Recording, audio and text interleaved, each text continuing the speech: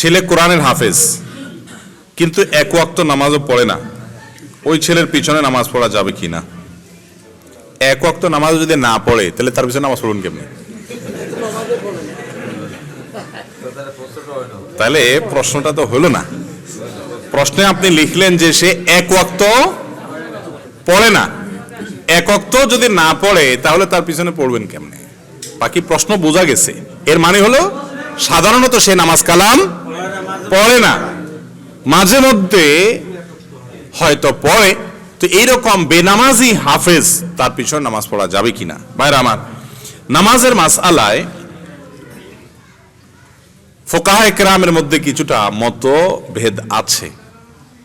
এই মতভিন্নতার কারণে আমরা বেঁচে গেছি, না হলে অনেক ফকিহ অনেক ইমামদের মতে ইচ্ছাকৃত ঠান্ডা মাথায় যদি কেউ নামাজ না পড়ে, নামাজ ত্যাগ করে, তাহলে সে ইসলাম থেকে বের হয়ে যায়, ইসলাম থেকে সে খারিজ হয়ে যায়। নবী করিম সাল্লাল্লাহু আলাইহি ওয়াসাল্লাম বলেছেন, বাইনার রজুলি ওয়াশ শিরকি, একজন ওয়াল কুফরি, একজন ব্যক্তির মধ্যে শিরক এবং কুফরের পার্থক্যই হলো নামাজ।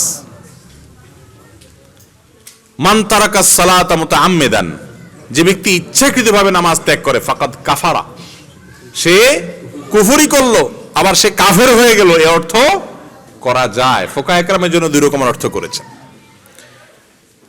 আল্লাহ রাব্বুল আলামিন কোরআনে কারীমে বলেছেন যে ফাইন আকামুস সালাহ ওয়া আতুজ যাকাহ ফাইখওয়ানুকুম ফিদ্দিন, আয়াতটা এরকম না? যদি তারা নামাজ কায়েম করে, যাকাত দেয়, তাহলে তারা তোমাদের ধর্মের ভাই। তার মানে কেউ যদি নামাজ না পড়ে সে আমার ধর্মের ভাই নয়। ওমর রাদিয়াল্লাহু তাআলা বলেছেন, লা হাজ্জা ফিল ইসলাম লিমান তারাকাস সালাহ, যে ব্যক্তি নামাজ পড়ে না ইসলামে তার কোনো অংশ নেই, কোনো নাম নিশানা নেই। এই জন্য অনেক ইমামদের মতে ইচ্ছাকৃত ঠান্ডা মাথায় নামাজ না পড়লে সে কাফের, সে মুসলমান না, তার জানাজা পড়া জায়েজ নাই, তাকে মুসলমানদের কবরে দাফন করাও জায়েজ নাই।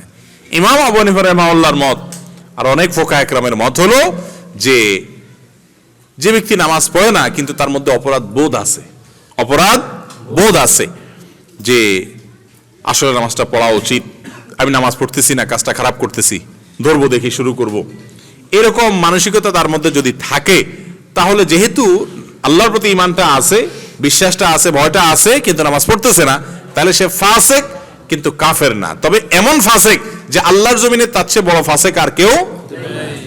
আল্লাহর জমিনে সবচেয়ে বড় ভালো কাজ, এক নম্বর ভালো কাজ হলো ঈমানের পরে নামাজ।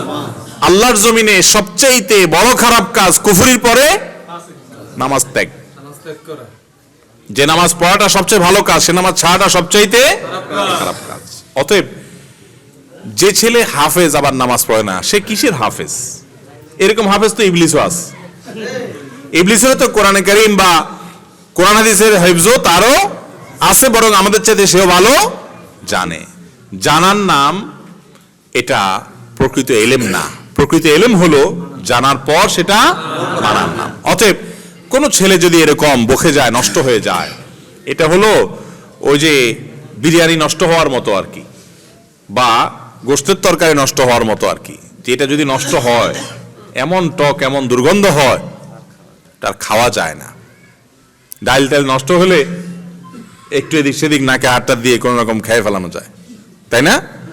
অতএব আলেম যদি নষ্ট হয়, হাফেজ যদি নষ্ট হয়, এটা এরকম দুর্গন্ধযুক্ত হয়ে যায়। অতএব এরকম সন্তানকে দূরে সরিয়ে দেওয়া যাবে না, তাকে বোঝাতে হবে, নসিহত করতে হবে, ওলামাদের সোহবতের সান্নিধ্যে নিতে হবে এবং তাদের মাধ্যমে বোঝাতে হবে, তার হেদায়েতের দোয়া করতে হবে। তবে অন্য মানুষ নামাজ পড়ানোর উপযুক্ত থাকলে এরকম বেনামাজি বা ফাসেককে নামাজের ইমামতিতে নিয়োগ দেওয়া জায়েজ নাই। বুঝতে পেরেছেন কথা?